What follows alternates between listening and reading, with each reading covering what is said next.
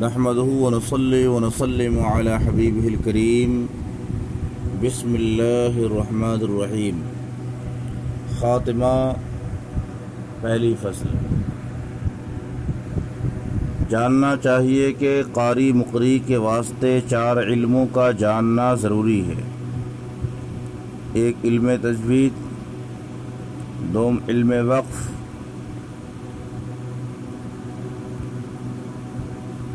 اور سوم رسم عثمانی۔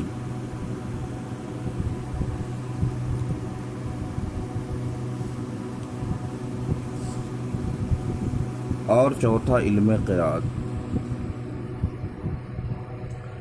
اب یہ اس کتاب کا خاتمہ ہے۔ اس میں 2 فصلیں ہیں۔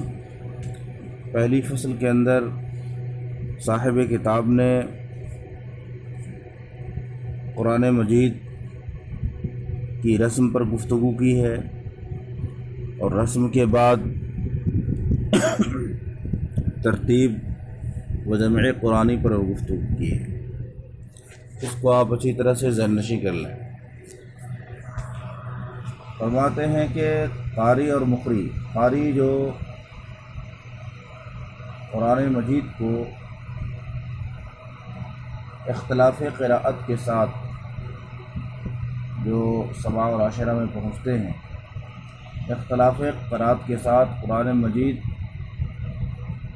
پڑھ سکتا ہو، اسے قاری کہتے ہیں۔ مقری جو اختلاف قراءت کے ساتھ قرآن مجید کو پڑھانے والا ہو، اصطلاح میں قاری اسے ہی کہا جاتا ہے حقیقتاً جو اختلاف قراءت کے ساتھ قرآن مجید کو پڑھنے کی صلاحیت رکھتا ہو۔ امام حفص رحمۃ اللہ علیہ کی روایت کے جاننے والے کو مجازاً قاری کہہ دیا جاتا ہے، حقیقتاً وہ قاری نہیں ہے۔ جس نے صرف امام حفص رحمۃ اللہ علیہ کی روایت حاصل کی، ایک روایت حاصل کی، وہ ایک روایت کا عالم ہوا، پورے علم قراءت کا عالم نہیں ہوا، کیونکہ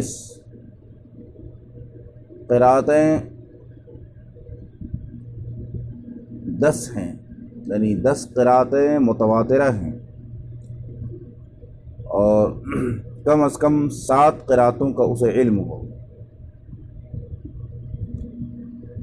تو قراءت سبعہ ہو یا قراءت عاشرہ ہو، یہ سب متواترہ ہیں، اور قراءت سبعہ تو بالاتفاق متواترہ ہے۔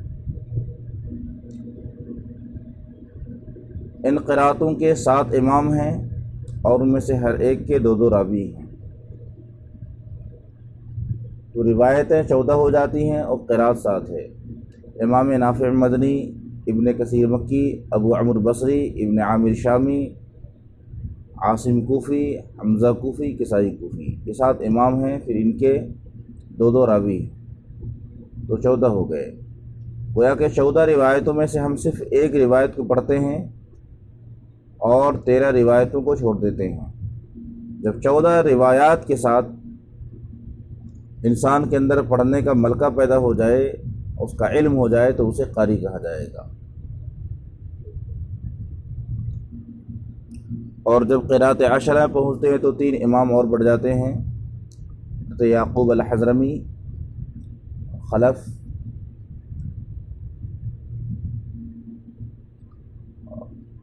یہ اور ابو جعفر۔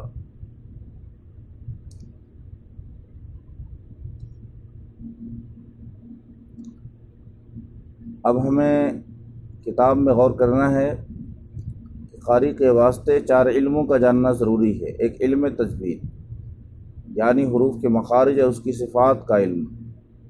دوسرا علم اوقاف، یعنی یہ جاننا کہ کس جگہ وقف ہو سکتا ہے اور کس جگہ وقف نہیں ہو سکتا ہے، اور کس جگہ وقف کس انداز میں کرنا چاہیے اور کس طرح سے نہیں کرنا چاہیے،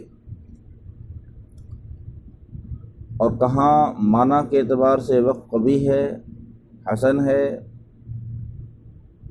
اور کہاں لازم ہے اور غیر لازم ہے۔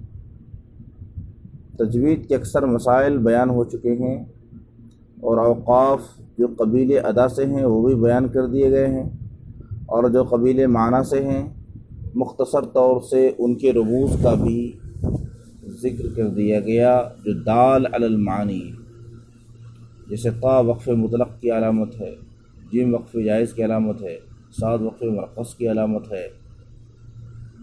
تو یہ رموز بھی بیان کر دیے گئے ہیں جو معنی پر دلالت کرتے ہیں، اور بالتفصیل بیان کرنے سے کتاب طویل ہو جائے گی، اور مقصود اختصار ہے۔ اس وجہ سے اب مصنف اس تفصیل کو چھوڑ کر اب بات اختتام کی طرف موڑ رہے ہیں۔ اور تیسرا علم رسم عثمانی ہے۔ رسم عثمانی قرآن مجید کی وہ رسم جس پر سیدنا عثمان غنی رضی اللہ تعالیٰ عنہ نے اپنے زمانے میں قرآن مجید کو لکھوا کر مختلف بلاد و امصار میں روانہ فرما دیا تھا۔ اس کا جاننا بھی نہایت ضروری ہے، کیونکہ اگر رسم قرآنی لوگوں کو معلوم نہیں ہوگا تو قرآن کو غلط طریقے سے لکھیں گے، اور ایک صفحہ لکھنا بھی ان کے لیے مشکل ہوگا، کیونکہ قرآن مجید کی رسم عام عربی رسم الخط کے جیسی نہیں ہے، نہ اس پر قرآن مجید کی رسم کو قیاس کیا جا سکتا ہے۔ اس کی ایک مثال لیں، مالک یوم الدین، یہاں تلفظ الف کے ساتھ ہے، لیکن قرآن مجید میں حذف الف کے ساتھ لکھا جاتا ہے تاکہ اس کو وہ لوگ جو ملک یوم الدین پڑھتے ہیں، امام نافع وغیرہ، ان کی قرات بھی اس میں شامل ہو جائے، اور جو مالک یوم الدین پڑھتے ہیں ان کی قرات بھی شامل ہو جائے۔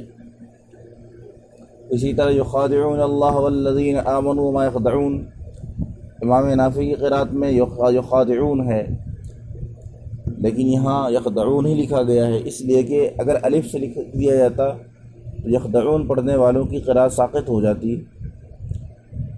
تو اب اس پر کڑا زبر دے دیا جاتا ہے تاکہ یخادعون اور یخدعون دونوں پڑھا جا سکے۔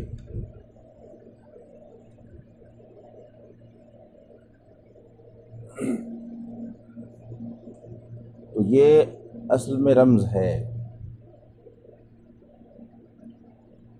رسم قرآنی کے مطابق اس کو لکھنا ضروری ہے، نہیں لکھیں گے تو قراتیں ساقط ہوں گی، کیونکہ اس رسم کے اندر تمام قرات متواترہ کا احاطہ کر لیا گیا ہے۔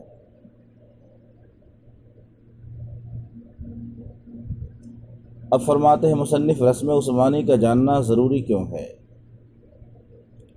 کیونکہ کہیں تو رسم مطابق تلفظ کے ہے کہ جیسا ہم تلفظ کرتے ہیں اسی کے مطابق ہے،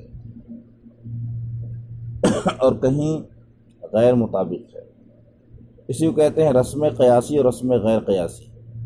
اگر رسم مطابق تلفظ ہو تو اس کو قیاسی کہتے ہیں، اور غیر مطابق ہو تو اسے غیر قیاسی کہتے ہیں۔ اب جیسے مالک یوم الدین ہے، تو جو لوگ اس کو مالک یوم الدین پڑھتے ہیں ان کی قرات کے مطابق یہ رسم غیر قیاسی ہے، کیونکہ الف کے ساتھ مرسوم نہیں ہے، لیکن جو مالک یوم الدین پڑھتے ہیں ان کی قرات کے مطابق یہ مطابق تلفظ ہے، تو یہ قیاسی ہے۔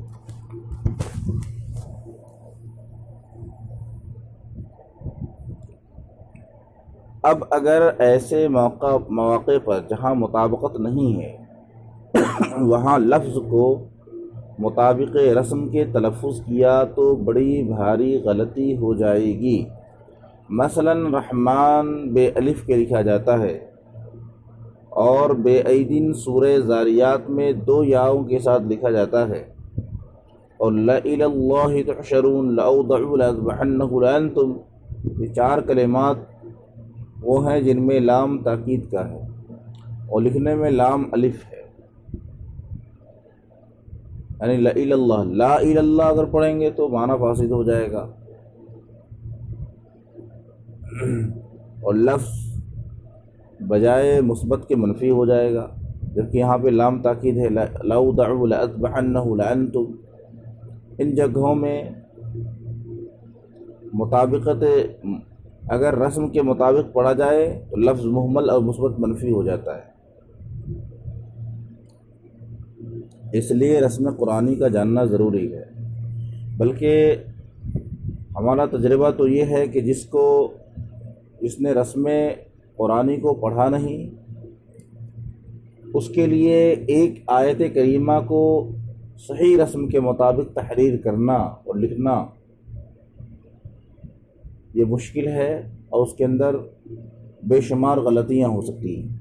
ایک صفحے کے اندر بھی بہت زیادہ غلطیاں ہو جائیں گی اس سے، اور اس کو اس کا احساس نہ ہوگا، کیونکہ کہیں پہ لفظ گھڑا ہوا ہے، کہیں پہ لفظ بڑھا ہوا ہے۔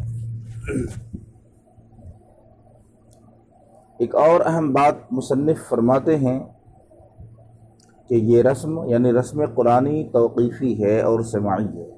توقیف کا مطلب واقف کرانے سے ہے، پہلے معلوم نہیں تھا، اللہ تبارک و تعالیٰ نے حضور اکرم صلی اللہ علیہ وسلم کو بتایا کہ اس آیت کو اس رسم پر لکھیں اور اس لفظ کو اس رسم کے ساتھ لکھیں اور اس طرح لکھیں۔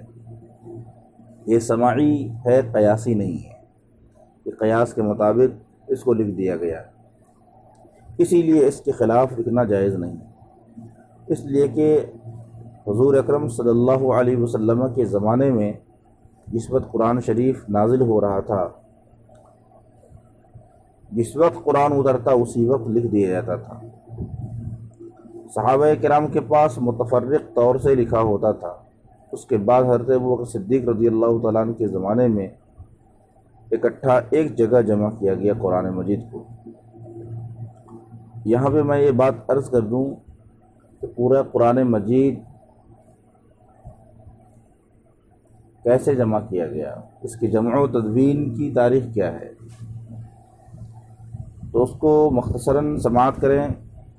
میں کتاب سے تھوڑا ہٹ کے ایک اجمالی گفتگو کر دیتا ہوں تاکہ آپ کو اس باب میں بصیرت حاصل ہو جائے۔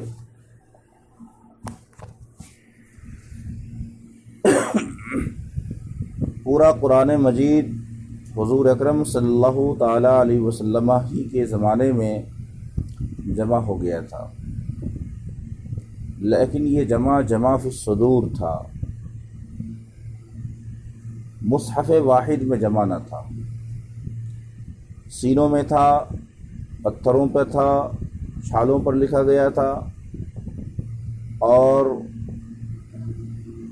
ہڈیوں پر، یعنی جو بھی اس وقت میں آلات کتابت اور ذرائع کتابت موجود تھے ان پر قرآن مجید کو لکھ لیا گیا، باریک باریک پتھروں پر اور چوڑی ہڈیوں پر قرآن مجید کو لکھا گیا۔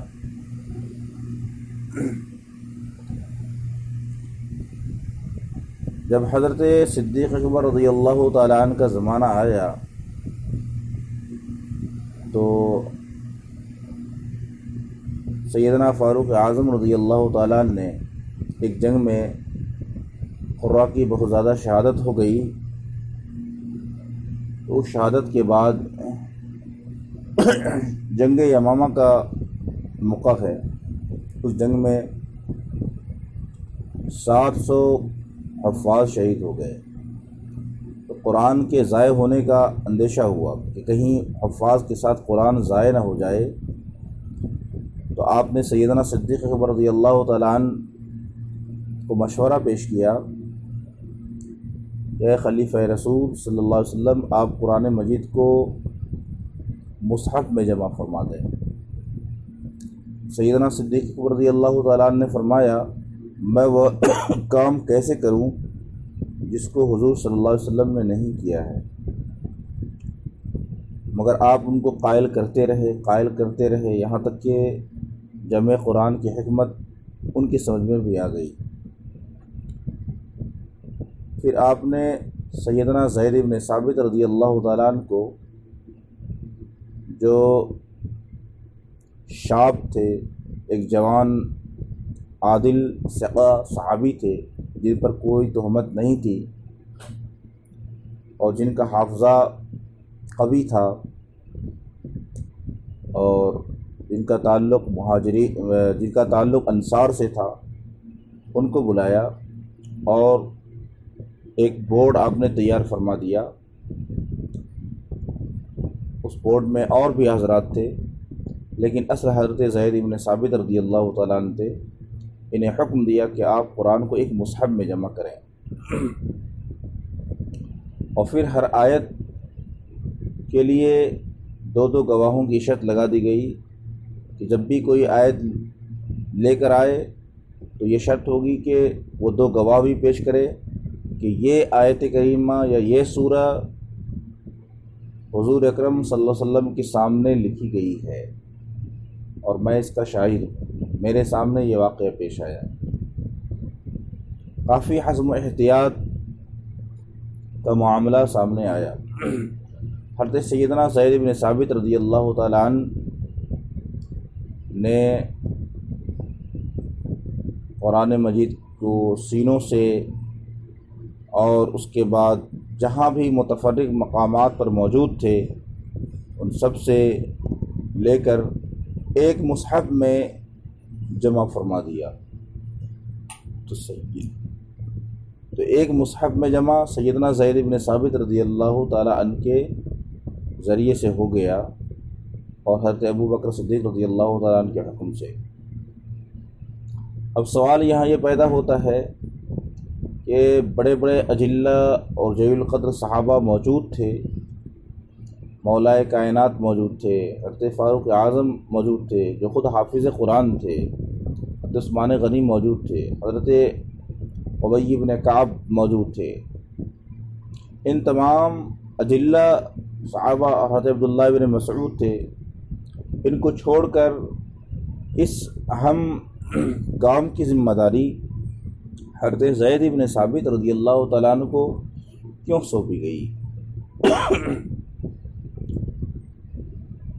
اس کا جواب یہ ہے کہ حضرت زید بن ثابت رضی اللہ تعالیٰ عنہ ایک نوجوان اور غیر متہم صحابی تھے، ان پر کسی طرح کی تہمت نہیں تھی، ثقہ تھے، عادل تھے، قوی الذاکرہ تھے۔ ان سب کے ساتھ ساتھ اس میں تو بہت زیادہ صحابہ ان کی ہمسری کا دعویٰ کر سکتے ہیں کہ میں بھی ثقہ ہوں اور تمام صحابہ ثقہ ہیں، عادل ہیں، لیکن ایک ایسی خصوصیت ان کو حاصل ہوئی جو اور کسی کو حاصل نہ تھی، وہ یہ کہ عرضۂ اخیرہ کے وقت حضرت زید بن ثابت ہی موجود تھے۔ یعنی حضور اکرم صلی اللہ علیہ وسلم نے جس سال وصال فرمایا اس سال حضرت جبریل امین نے سرکار کے ساتھ 2 بار دور فرمایا قرآن مجید کا۔ ایک مرتبہ حضرت جبریل امین نے سرکار کو سنایا اور پھر اسی طرح سے آپ نے حضرت جبریل امین کو سنایا، اور جب سرکار نے جبریل امین کو سنایا آپ اس میں موجود تھے۔ اس وقت حضرت زید بن ثابت نے پورا قرآن مجید سرکار سے سنا اور پھر اسی کے مطابق حضرت زید بن ثابت رضی اللہ تعالیٰ نے پورا قرآن حضور اکرم صلی اللہ علیہ وسلم کو سنایا۔ تو اب آیتوں میں جو نسخ کا احتمال تھا وہ سارا احتمال ختم ہو گیا اس وقت تک، اور ترتیب صورتوں کی ترتیب بھی معلوم ہو گئی، آیات کی ترتیب معلوم ہو گئی۔ تو یہ ہے کہ اس عرضۂ اخیرہ جو آخری دور تھا اس دور میں حضرت زید بن ثابت رضی اللہ تعالیٰ عنہ ہی موجود تھے، تو ان کو قطعی اور یقینی طور پر معلوم ہو گیا کہ آیات کی ترتیب کیا ہے صورتوں کی ترتیب کیا ہے، اور غلطی سے مکمل طور پر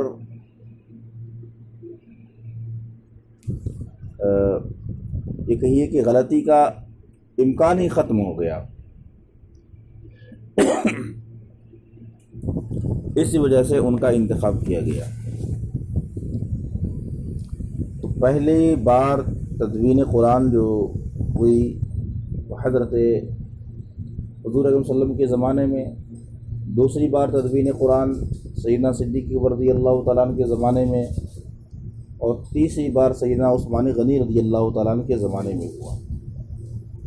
حضرت عثمان غنی کے زمانے میں قرآن مجید کو اثر نو پھر سے لکھنے کی ضرورت اور کسی خاص رسم پہ لکھنے کی ضرورت کیوں پیش آئی؟ اس کتاب میں اس کی تفصیل تو موجود نہیں ہے، لیکن فقیر نے اب تک جو مطالعہ کیا ہے اس کی روشنی میں عرض ہے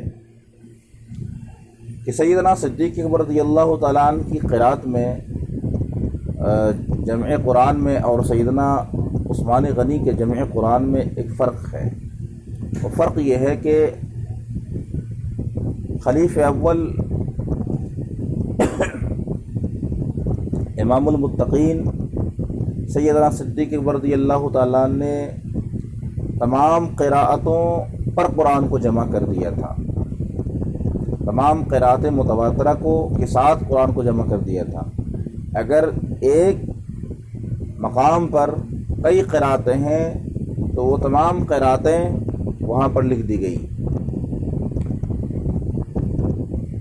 جب اسلام کا دائرہ عرب سے تجاوز کر کے عجم تک پہنچ گیا اور بڑی تعداد میں عجمی اسلام کے اندر داخل ہونے لگے، تو جب وہ قرآن پڑھتے اختلاف کا شکار ہو جاتے، کیونکہ ایک ہی مقام پر متعدد قراتیں ان کو ملتی تھی۔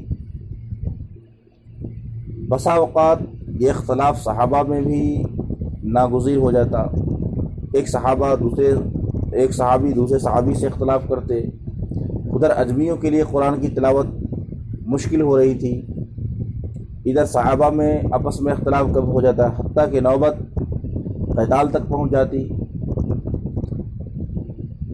وہ صحابی کہتے کہ میں نے بھی سرکار سے ایسا سنا ہے، اور دوسرے صحابی کہتے میں نے بھی سنا ہے۔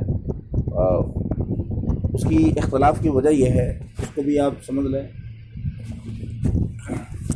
کہ جب سیدنا جبریل امین علیہ الصلاۃ والسلام قرآن مجید لے کر اترتے تو وہ قرات متوسطوں حروف پر قرآن کو پڑھتے۔ انزل القرآن علی 7 احرف، یہ بہت ہی مشہور حدیث ہے جس کو امام مسلم نے بھی اپنی صحیح میں بیان فرمایا ہے، اور یہ بیان فرمایا ہے کہ جب بھی قرآن کی کوئی آیت اترتی اور اس کے اندر اختلاف قرات ہوتا تو ان تمام اختلافات کے ساتھ جبریل امین بار بار اسے پڑھتے اور سرکار دو عالم وسلم اسے یاد فرما لیتے۔ مثلا مالک یوم الدین ایک قرات ہے، دوسری قرات مالک یوم الدین ہے، تو دونوں قراتوں کے ساتھ پڑھتے۔ یخدعون ہے یخادعون ہے، یکذبون ہے یکذبون ہے یکذبون ہے، ابراہیم ہے ابراہام ہے، تو تمام قراتیں وہ پڑھتے۔ تو سیدنا صدیق رضی اللہ تعالیٰ عنہ نے قرآن مجید کو انہی قرات متواترہ کے ساتھ لکھا دیا تھا۔ اب جب اجمیوں نے اسلام کو قبول کرنا شروع کیا، اسلام دور تک پھیل گیا، تو ان کے لیے اب اس مصحف سے قرآن کی تلاوت مشکل ہو رہی تھی، کیونکہ یہاں پہ بہت سارے اختلافات قرات میں۔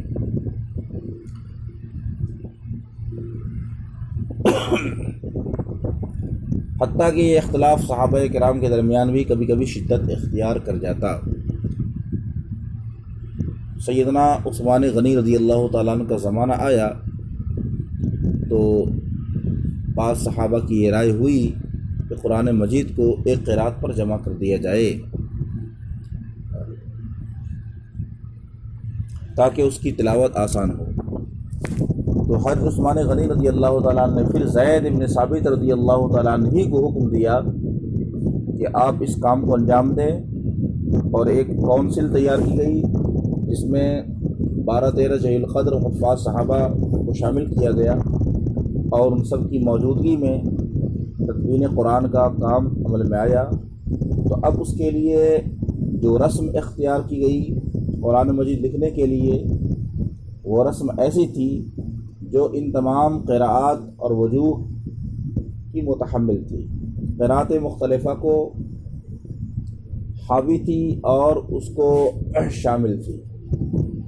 اور جہاں پر یہ رسم متحمل نہیں ہوتی تو وہاں پہ اس اختلاف کو بھی ذکر کر دیا جاتا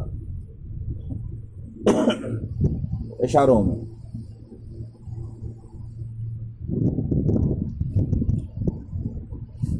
اب قرآن مجید ایک قرأت پر جمع ہو گئی، یعنی ایک خاص قرأت پر اس کو لکھا گیا، لیکن رسم وہ اختیار کی گئی، تحریر ایسی اختیار کی گئی جو دیگر قرأت کو بھی شامل ہو۔ جیسے آپ دیکھیں مالک یوم الدین، تو اس کے لیے رسم ہے مالک یوم الدین حذف الف کے ساتھ، لیکن اس ہاں مالک یوم الدین پڑھنا بھی ممکن ہے، اس لیے کہ الف لکھ دیا جاتا تو یہ احتمال ختم ہو جاتا، اور جب الف حذف کر دیا گیا تو کھڑا زبر دے دیا جائے گا، تو مالک بھی پڑھ سکتے ہیں، ملک بھی پڑھ سکتے ہیں۔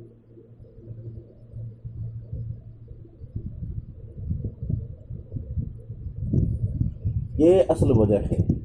اب یہاں پر ایک بات اور سمجھ میں آتی ہے کہ پہلی جمع میں بھی حضرت زید بن ثابت سے یہ کام لیا گیا، اور اس کے بعد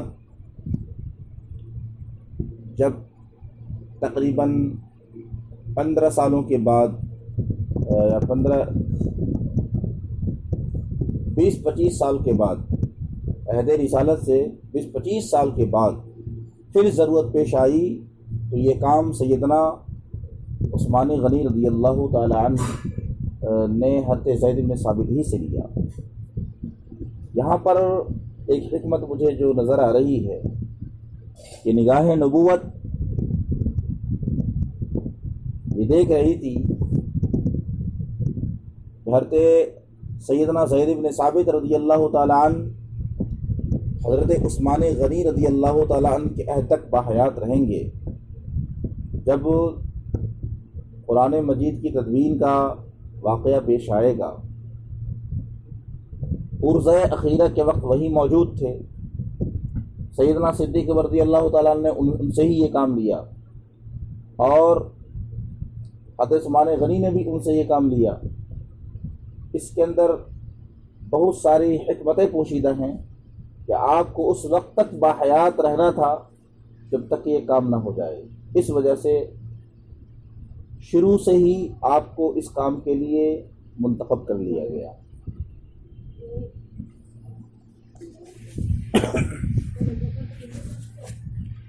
یہ رسم قرآنی کے حوالے سے مختصر گفتگو ہے۔ جمع اول اور جمع ثانی میں بھی فرق معلوم ہے، اور بھی فرق تھا۔ مثلا پہلی دفعہ میں جو جمع قرآن تھا وہ غیر مرتب تھا، سورتوں کی ترتیب نہیں تھی، اور جمع ثانی میں سورتوں کی ترتیب کا بھی لحاظ رکھا گیا۔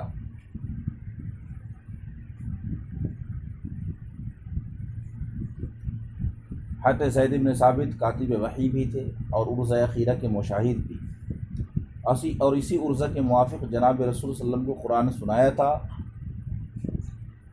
اور باوجود سارے کلام مجید مع سبع حروف کے حافظ ہونے کے یہ بھی اہتمام تھا کہ تمام صحابہ کرام جو کچھ قرآن شریف لکھا ہوا لا کر پیش کریں، کم از کم 2 گواہ بھی ساتھ میں لائیں۔